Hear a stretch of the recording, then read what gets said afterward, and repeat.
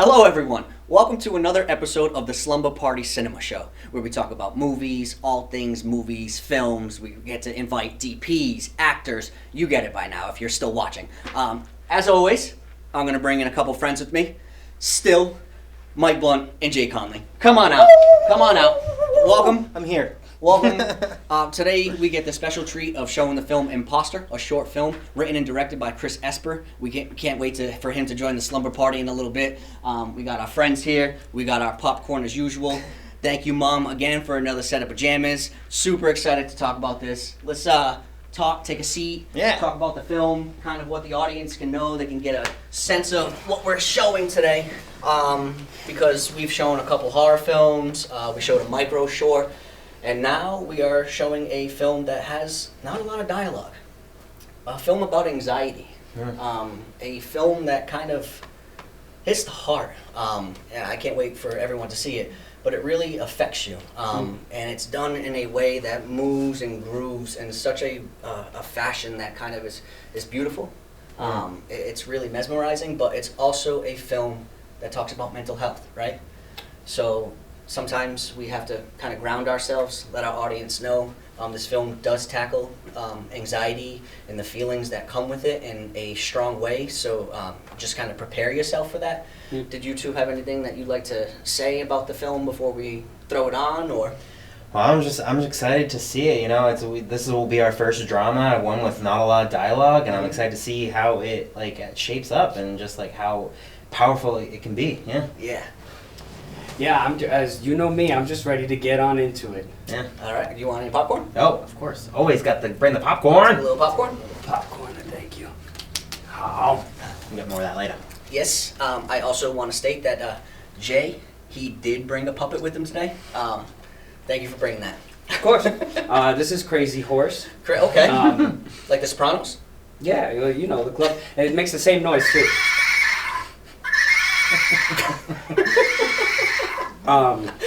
Let's just hope that that's not going on when Chris is here. I told you you're not allowed to talk. You have to sit. First he steals my hat, then he has that. He sure did. I didn't even realize that was Mike's hat from last week, wasn't it? Yeah, that's definitely Mike's hat. Mm-hmm. Yeah. Nice. You weren't supposed to realize it. Well, I guess we should just let's get into the Well, film. this is I'm an imposter of Mike, right? That's what we're doing? Imposter? It's imposters? Oh, dang. By Chris Esper.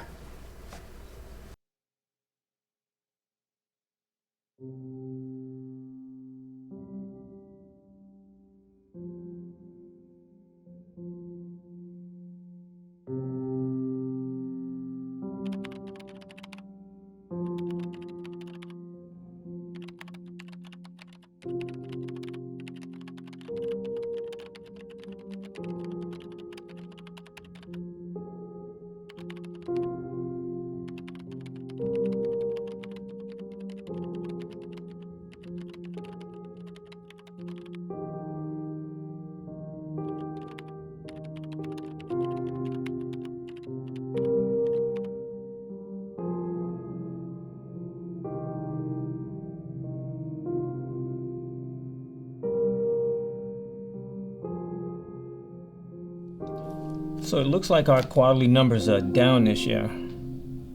Mike, do you have any ideas on this?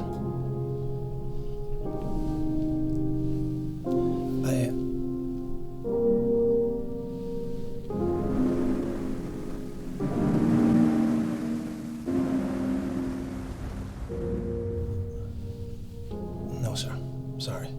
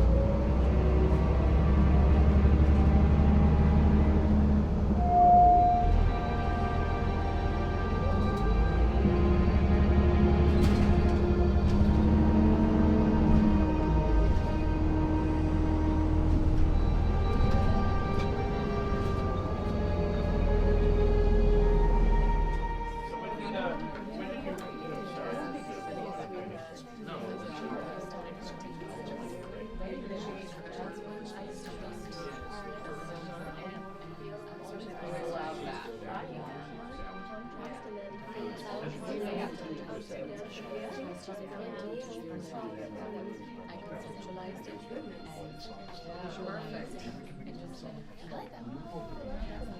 or look at it as and just think about it. It looks like there's a lot of motion in the brush stroke.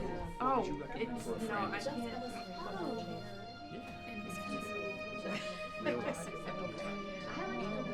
Gigi, maybe introduce yourself to very masculine and feminine Maybe at the same introduce time. yourself to someone like Your choice. It's color. Nice to meet you. I'm great. Divine. We love the gallery. She's the only. She's the only.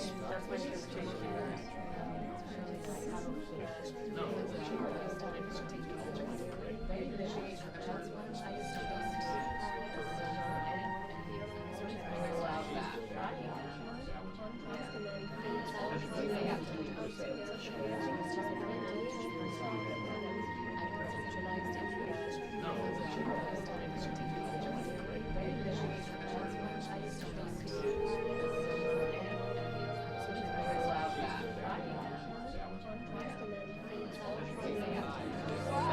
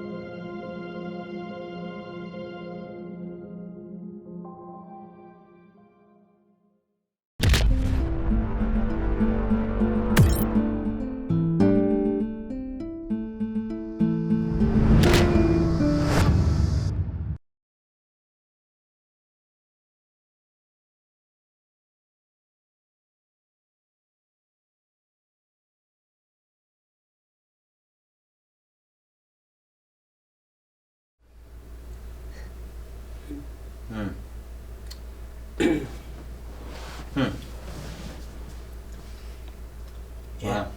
Wow. That is a film that hits you in the heart, as I mentioned earlier. The line to start the film was it sometimes the worst place to be is in your own head.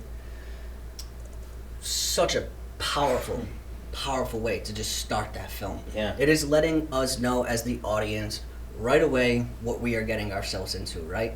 Because it's true, right? The critic was about an artist who is in their own way. And what I love about this one is it's not just an artist. A lot of people from all walks of life. It's all, I was gonna say, it's all different types of people with different journeys, different ages, going through different things, different stresses, Like, everyone always compares mental health issues, and that's not that's the wrong battle that we need to be fighting. We need to validate everyone's experience, and I think that this film did a really great job at validating multiple experiences in one short film. Which is It pretty does, incredible. and then the beautiful way of having them on the bus together to show, because we hear it all the time. You never know what someone's going through, and here are a group of people who don't really know each other, are all suffering, are all going through something. Yeah. And then to also throw in the kids, the versions of yourself that you once were, and where did that get lost? What part of that? I mean, I'm excited that we can talk to Chris today about that, but I think that's what struck me the most, because it's like to see the innocence of what you were to where you are now, and the expectation of, did you live up to like what you were supposed to be? Is this who you wanted to be? Is that what's creating the anxiety? I mean, obviously that's a deeper conversation, and we could have an entire multiple seasons talking about mental health, anxiety, and all of that. But I think for me that was the most powerful. And the way that the kids were always just staring at their self, it never ended. It was just constant. It was always there. I'm ready to bring in Chris. I'm ready to invite Chris. I wanna meet this man. I wanna see it. I wanna pick his brain. Yeah. I'm ready. Absolutely. Again, writer, director, DP. Let's just bring in the writer and director of Imposter, Chris Esper. Hey, there we go. hey. There he is. Bring it in, buddy. Bring it in. Man, I need a longer hug after that film. Thank you so much for that, though. Wow, man. Yes. Welcome. Thank you for making the film. Yeah, buddy. man, Thank you. that was awesome. Oh my God. Yeah. Awesome in a film sense, you know what I mean? Sometimes feeling these things is not so awesome. Yeah. Now that you have this, I think you have one behind you. Oh, yeah. It's our Strange Days Friends and Strange Days Horror Fest. I I like know that. this is not a horror fest, but they were kind enough to sponsor us and everything like that. Yeah. I don't know if this is you, we're kind of just getting to know each other recently as well. But if for any time you're on the show and you're like, I let all the guests know, if you're like, I don't really want to, you can hug the pillow if you need to, you know what I mean? There's like a lot of hugs. I'm sorry, I need to hug us a little bit after watching that. We hugged you and now I'm hugging the pillow. Get my feelings out. But honestly, thank you for being here. Thank you for Thanks for being having on me. Yeah. the film, right? We were kind of talking a little bit before you entered about the children, the anxiety, the feeling that the film creates, like no dialogue, the way it moves. You're a DP. Yeah. You're also a writer and director. Yes. But Yeah. I can tell by watching this, because I've seen a few of your works now, that you directed this from a DP eye as well. It was a Chris Esper. It moved. You know what I mean? Sure, It moved. yeah. So I can imagine that. But I'm interested to know, like, what was the inspiration for the film? Where did you ground yourself in that? What Sure. inspired you to tell that? Sure. So, I mean, I've always been inspired by movies with little to no dialogue, or movies that have, like, they're sort of avant-garde, It's like they're very experimental, they're very different, and for me, I love movies with no dialogue, especially whether it is from the silent era or in the present day. But I think for me, the reason I chose for it to be silent was for the very reason, as you said before, we don't know other people who are suffering. All walks of life, everyone is suffering from something that, and it's hidden. And so, my hope was to make a film that showed that. And for me, anxiety is a very silent thing, and the depression is a very silent thing. It's like it exists within our minds, and our hearts, and our bodies. But it's not often a physical manifestation all the time. I mean, those, there's that saying about how people hide it well when they're depressed. And so that's kind of the inspiration behind that. And also because I do have personal experience with anxiety, and so I really wanted to use that as my as my inspiration to make the film, and I wrote it. I don't know. I think the script was only 2 pages long. Ultimately, because a lot of what you see on screen is action, so of course it's going to translate a little bit longer. But ultimately, yeah, that's how it came about. Was from personal experience combined with what could I do that's different. 'Cause at the time, I really didn't make anything really that deeply serious. I had done mostly like sort of like lighter comedies, or I did sort of light dramas. But this was a chance for me to mature as a filmmaker. I made this in 2018, and that's sort of been my calling card to make those sort of that type of surrealistic type of movie. So Yeah, surreal. Let me back up a little bit because maybe the one question I forgot to ask, because I just wanted to kind of, when I get emotional, I kind of forget where we are sometimes. Sure, yeah. And I'm honest, this film, like it does, it hits me where I am right now. What's your favorite film, first off?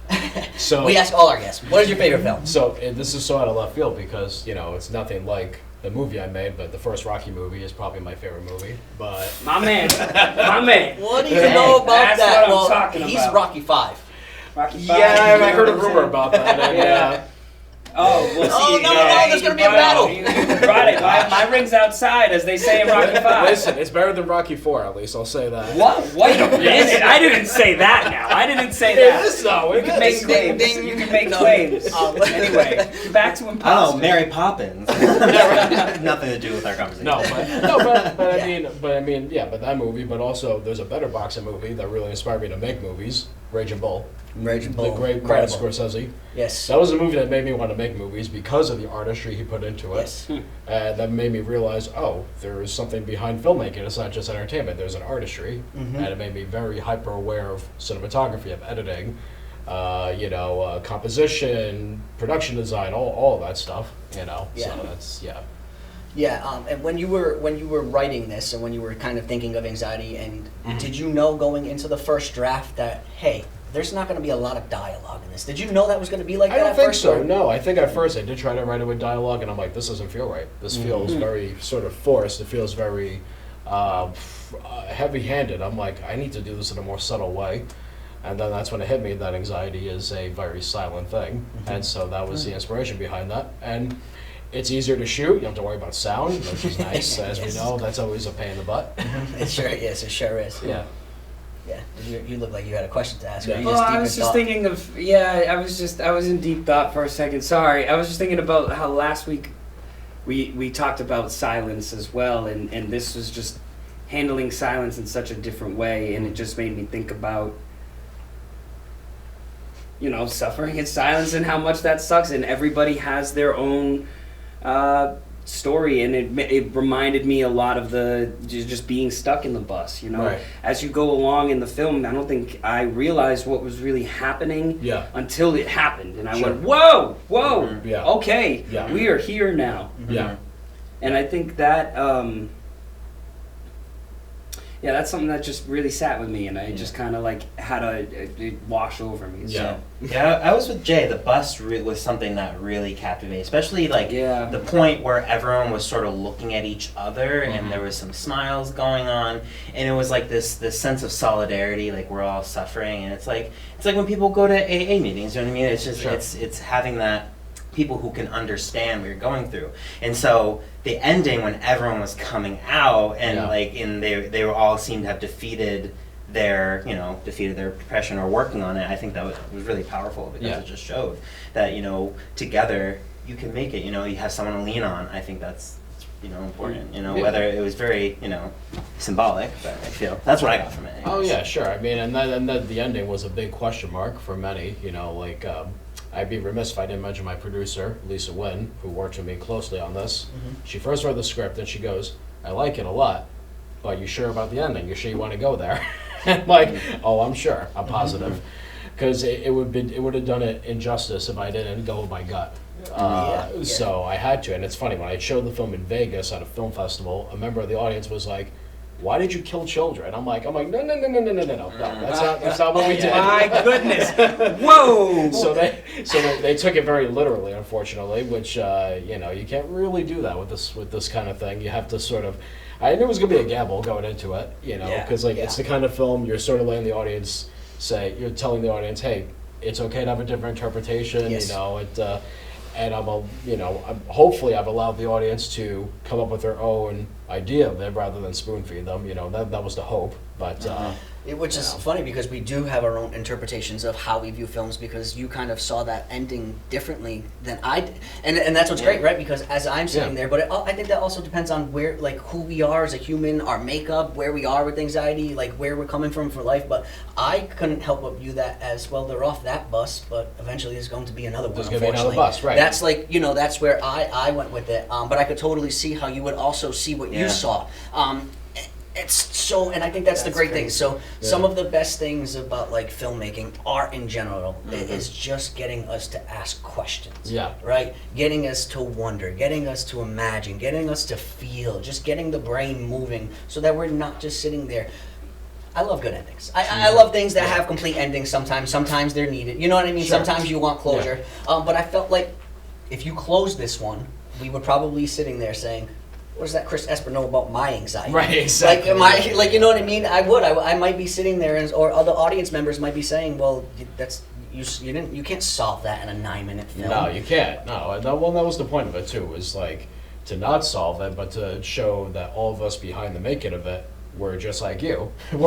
All of us are suffering in some way or another, whether it is very minimalist anxiety, or whether it's like the folks that can't even get out of bed in the morning because they just physically can't do it.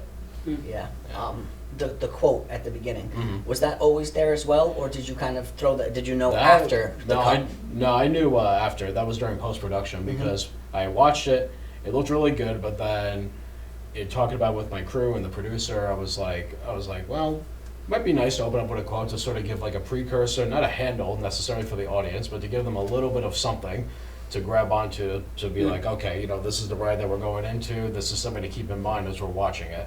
Because without it, I think the audience, they would have got it, but probably not the same way.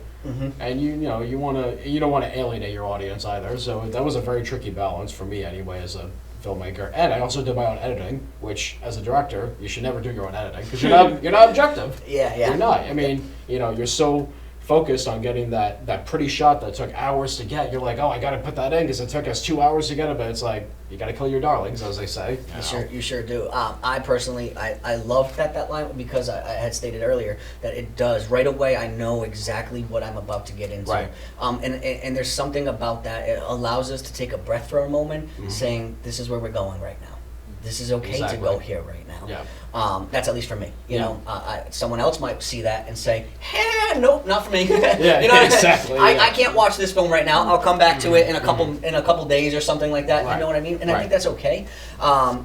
It's such a powerful the no dialogue. Did you like about the no dialogue, the composition?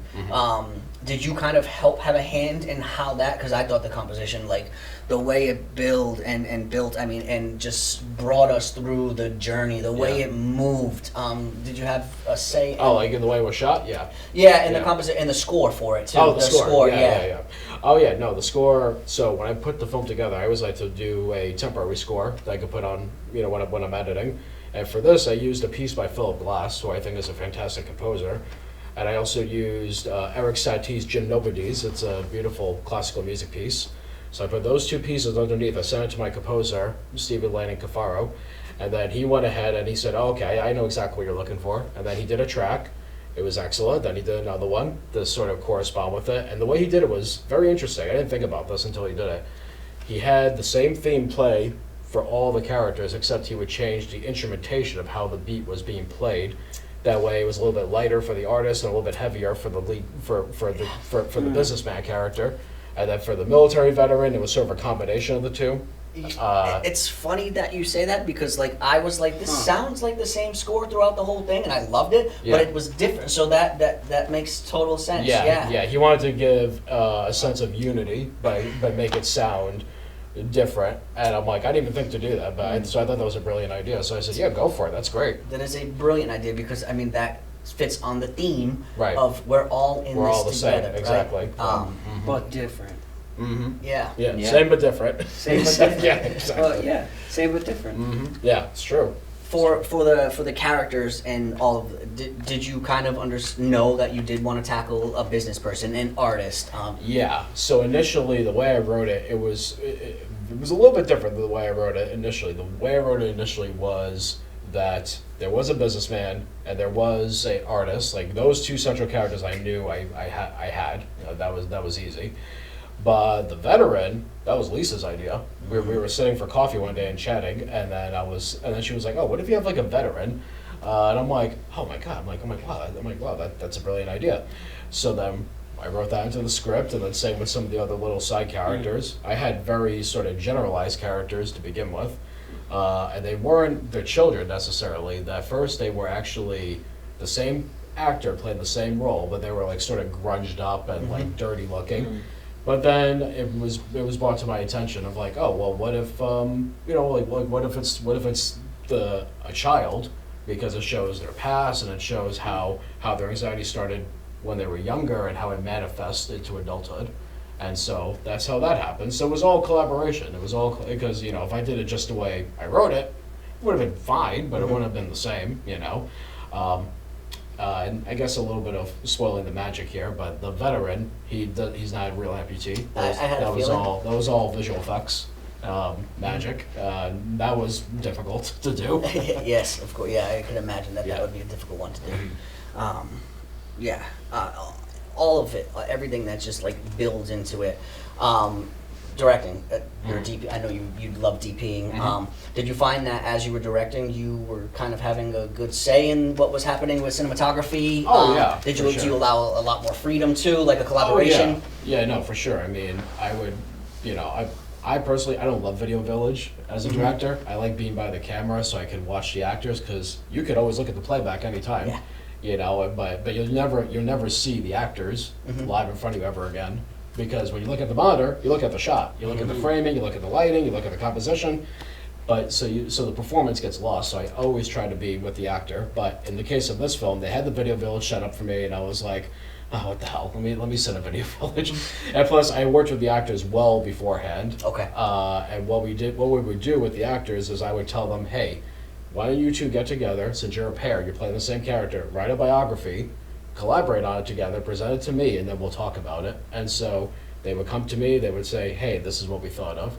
I'm like, okay, that's great, let's work with that. And then in terms of cinematography, Rick King, when he was shooting it, he shot primarily on a jib for most of it, which helped because we got to move really quickly from one setup to the next and all that. So that was great. And then he would do things with the camera that he would do himself, or I would see him make a movement by mistake, and I would say, "No, Rick, do that." And we would shoot it, and it would look great. So we had all shot in one day. It was like a one long 14-hour day that we shot. That's impressive. Shot all that in a day. Yeah. Wow. So it gave us some freedom to try things out and to play a little bit, and so it was worked out really well. Yeah. So. You look like you gotta go to the bathroom or something? I see you. I'm trying to listen intently. I'm sorry. If you don't mind, I'm just gonna let Crazy Horse take my place. We did have a question though. Okay. I'm just gonna say it for him. When working on this film, and please, I'll catch up. Okay. What was it like to have the actors experience or go through or personify maybe something as personal? Like, what was it like as the director, as the Sure. writer, to handle these types of emotions? Mhm. And I'm so sorry I'm not handling mine, but I will be right. You gotta do what you gotta go. You gotta go. I gotta go. Sorry. I had to say something because I could see him like kind of like, does he have to go to the bathroom? He was squirming or a- something? Like, he was just squirming go. a little bit. It's fine. We're at a slumber party. Yes.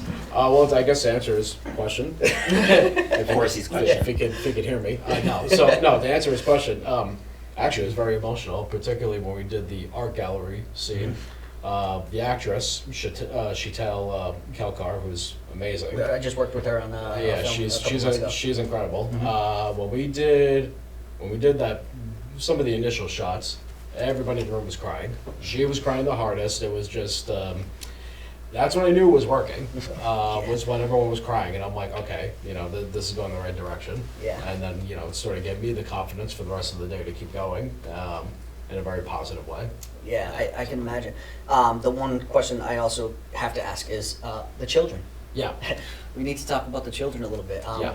was that also in the first draft, or did that come? Not the initial first draft. I wrote it in this after I got some feedback. I wrote it in the second and third drafts, and then it made the most sense to do that. And then some of them were adults, like the veteran. It was an adult male, Yep. you know, and like some of them were like teenagers and what have you. So the idea was to show where the anxiety originated for all these characters. So initially it wasn't children, you know, again, it was gonna be the same actor playing the same roles, but then it made more sense to do different characters to show a bit more range and Yeah. dynamicy. Yeah, there's something about the children that speaks to like who you are now, what you once were. Are we living Right. out our dreams? What is our life like? Like, is this what we imagine for ourselves? Did we Right. have that when we were children? Right. So the power of the children is so important. And I love that it's so fascinating that it wasn't there on the first draft. You know, Right. In our show, sometimes we have a teaching moments Uh-huh. because sometimes people who are watching the show might be students. I am a teacher, Uh-huh. so this is, and I do have some students who are like, my first draft, it's authentic though, so why should I? No, go back and rewrite something. Yes. You cannot find everything you possibly need to in a first draft. So when you're writing, know that it's okay to write another draft and carve out the characters. Because can you imagine the film? Personally, I can't imagine it without the children. Right. It's so powerful to have them there. Well, it's almost self-discovery, right? I mean, Yeah. you know, when you're writing is rewriting. That's the It's- cliche. sure- but it's yes, true. it sure Yeah, is. But Yeah, but it's well, that's what's amazing. I've come across a lot of professional writers, and they're like, yeah, there's something about that first draft that's raw, and that's what my mind said, and I'm like, I understand that, but rewriting something, you find more. Yeah. And sometimes you have an idea that pops up, and all of a sudden a day later you're like, oh, that Yeah. needs to be in there now. Exactly. That needs to be Exactly. in there. Yeah, it's so powerful. Yeah, So powerful exactly the right. way it moves. Thank you. Yeah. Did you have any? Oh no, I'm just honored to have been able to see it. You know, I think, you know, with the ending that you chose, I think it was very, you know, it wasn't very literal throughout the whole movie. So I think that ending was just Right. super powerful. So I really enjoyed it Yeah. as a whole and just all that emotion, like truly, yeah. Yeah. Thank you. Powerful. Yeah. It's like I can't really find the. You okay, buddy? I can't find the words, Chris. It's. I think I get what you're saying, though. Yeah.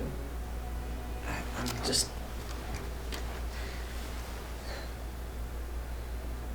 Strange. Hmm. I'm here for you, bro. The temperature change or something, or. No, temperature's fine.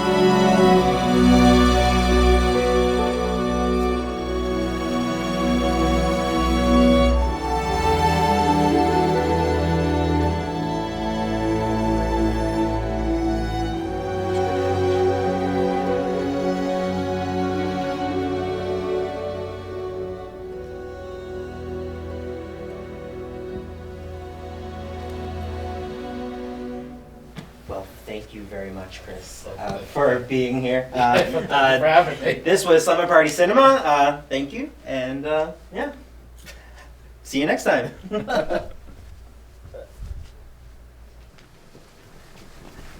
Hello, everyone. It's me again.